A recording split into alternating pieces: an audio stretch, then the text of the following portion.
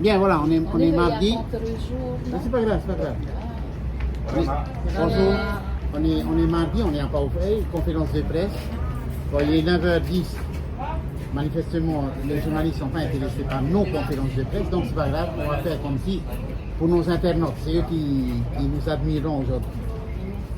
Donc le premier message qu'on voulait faire passer, c'était que aujourd'hui on est sûr que le président Macron a reçu notre courrier. On a envoyé au mois d'avril.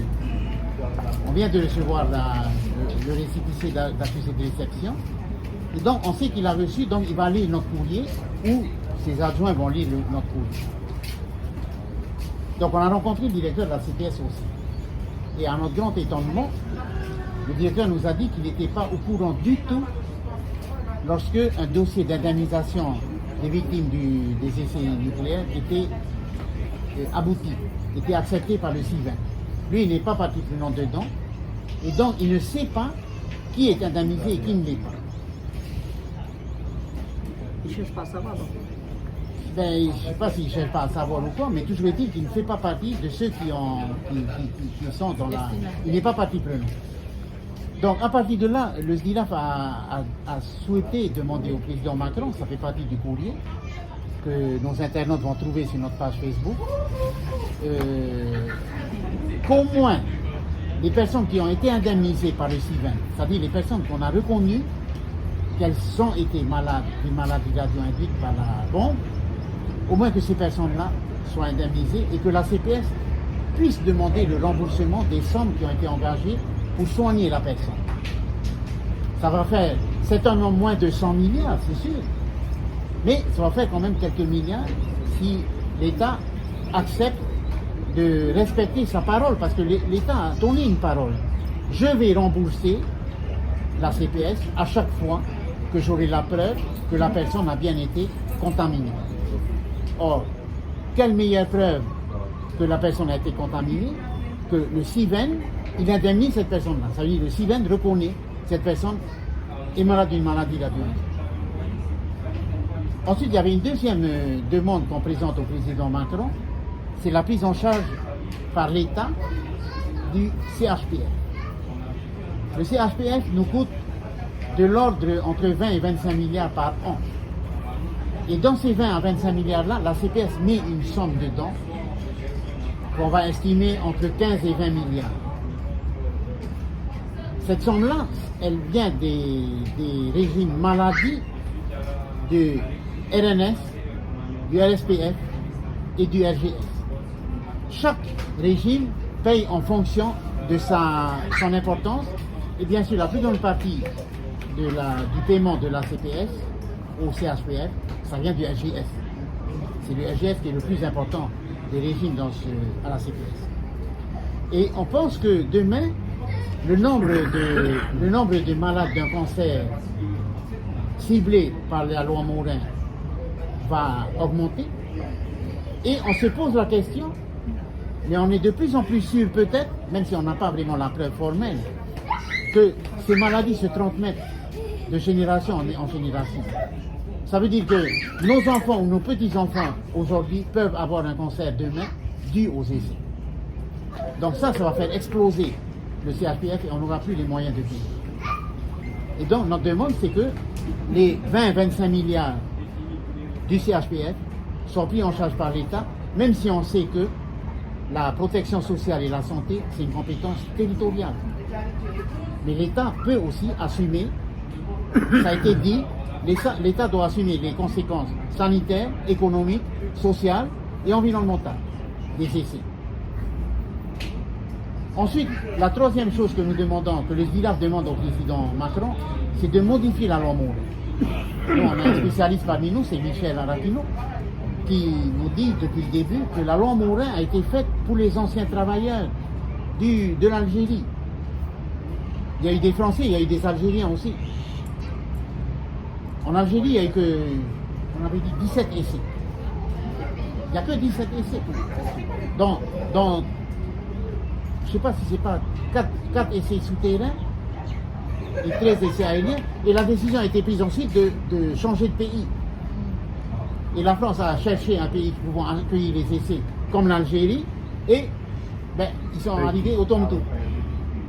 Ils sont venus à Tahiti. Ce qui a modifié la société polynésienne. Et donc, nous, ce qu'on demande, enfin, ce que le SDILAF demande, c'est qu'une loi Morin spécifique aux travailleurs polynésiens et français qui ont travaillé là-bas, bien sûr, eh bien, qu'elle soit adoptée pour que ce soit un peu mieux compréhensible et plus juste. Parce qu'aujourd'hui, il y a trop de dossiers de nos anciens qui ont travaillé dans le nucléaire, voire des Polynésiens qui habitaient ici sans aller là-bas, qui ne sont pas réglés. C'est rejeté. Parce que la loi Morin n'autorise pas. Donc il vaut mieux refaire une loi, on va peut-être appeler d'ailleurs la loi Rakino, ici. Ou la loi Broderson, en tant que député. Voilà, Broderson, c'est mieux. Et enfin, on termine sur la lettre du président Macron par la situation personnelle de Michel Arakino.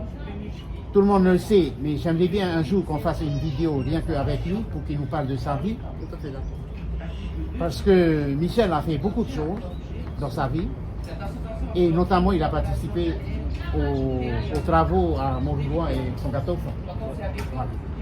Donc, c'est quelqu'un qui plongeait après les tirs souterrains. Et donc, qui a été contaminé, je pense que tout le monde peut le dire.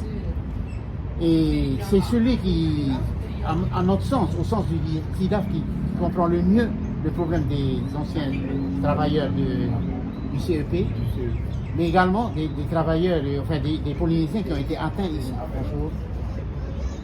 Donc, Michel Arakino, nous, ce qu'on propose, en fait, c'est qu'il joue un rôle dans la relation entre le territoire, la nation et les Polynésiens qui ont été atteints par le... Et en plus, c'est un Tombouctou. Donc, il a tout à fait ses entrées au Tombouctou. Il a tout à fait ses entrées au Tombouctou. Bonjour, c'est... Journaliste pour Radio. Ah, d'accord. Ben, justement, on vient de commencer une conférence de presse. Pensant que vous ne seriez pas là. Ben, assieds-toi. Journaliste de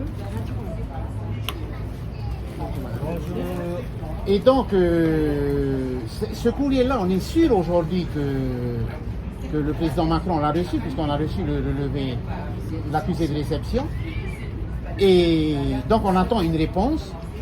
Il se trouve que notre vice-président Michel Arakino, il va en France, là. On espère qu'il pourra avoir une réponse soit du président lui-même, soit des conseillers du président. Donc, voilà pour la lettre. On reviendra après avec toi, hein, si tu veux savoir plus. La deuxième chose que nous voulions, dont nous voulions parler dans cette conférence de presse, c'est l'inquiétude du SDILAF par rapport à l'avenir de la PSU, et notamment l'avenir des retraites. Je vous rappelle que la retraite fait partie de la PSU, comme la maladie. Et pour ça, on se dit qu'il n'y a toujours pas de CA pour la CPS. Le texte a été adopté en décembre, et jusqu'à aujourd'hui, il n'y a toujours rien. Donc, pas de texte général et pas de décret d'application, pas de texte d'application pour pouvoir appliquer ce texte-là. Parce qu'on n'adopte pas un texte comme ça, il faut des arrêtés d'application. Ensuite, il n'y a toujours pas de conseil stratégique pour la protection sociale unifiée. Ça, c'est la structure qui doit remplacer le COSER, qui a été mis de côté par le ministre Raffin. Alors que le COSER joue un grand rôle pour la retraite, là c'est la même chose que le COSER, mais pour tous les régimes, y compris la maladie. C'est-à-dire, les gens qui vont aller là, ça doit être des spécialistes en retraite, en maladie, en allocation familiale, en tout. Multifonction. Donc ça va. Je pense que pour les syndicats qui vont siéger là-bas, c'est difficile pour eux de trouver quelqu'un de compétent. On en connaît, mais il n'y en a pas des masses. À part au SDILAF. Et enfin, on termine aussi pour cette partie-là par le dernier rapport de la Chambre territoriale des comptes, qui est sorti jeudi dernier. Et donc, j'ai transmis aux membres qui ont un mail le rapport lui-même. Et ce rapport-là, il dit, et pourtant, je sais pas, on a beau répéter, nous, ça fait 10 ans que le SDILAF annonce cette chose-là. Ça ne fait que confirmer ce que le SDILAF fait depuis des années. Il y a une urgence. Et aujourd'hui, c'est plus de prendre des mesurettes, c'est d'agir. Et là, moi, je vous dis, en ce moment, on n'agit pas, on traîne, on attend, et rien ne se passe. Et bien sûr, le SDILAF n'a eu aucune invitation à participer au comité stratégique malgré les nombreux courriers qu'on écrit. Le dernier point, c'est la représentation des retraités. Jusqu'à ce jour, il y a 35 000 retraités à peu près, un peu plus, un peu moins. C'est une importance donc, dans la société, c'est une part importante, et le nombre de retraités ne peut pas diminuer. Il va augmenter dans les années qui viennent. Quand on regarde la démographie et la pyramide des âges, c'est sûr, il y aura une augmentation des retraités. Ils vont augmenter peut-être de 20 000 personnes en 10 ans, d'ici 2030. Donc, nous, on a beaucoup participé, le SDILAF a beaucoup participé aux travaux du Conseil, mais il a été supprimé. Donc, nous demandons, le SDILAF, on demande à représenter les retraités de la CPS au sein du CA de la CPS. On l'a déjà demandé au gouvernement. Au sein du CSPSU, le Comité stratégique pour la protection sociale unifiée, on a déjà demandé au gouvernement aussi, sans réponse. Et bien sûr, au sein du CESEC, qui est actuellement en cours de renouvellement. Le CESEC doit se renouveler en septembre. Je sais qu'il y a des organismes qui ont reçu une demande pour nommer un représentant. Nous, on n'a rien reçu, malgré les nombreuses demandes qu'on a envoyées au gouvernement. Enfin bref, les retraités ne servent à rien. Et je me demande s'il n'y a pas un plan pour éliminer les retraités. C'est peut-être ça. Moins il y aura de retraités, moins il y aura de charges. Voilà. Donc en fait c'était ça que je voulais dire. Maintenant on va se retourner vers notre copine là. Hop.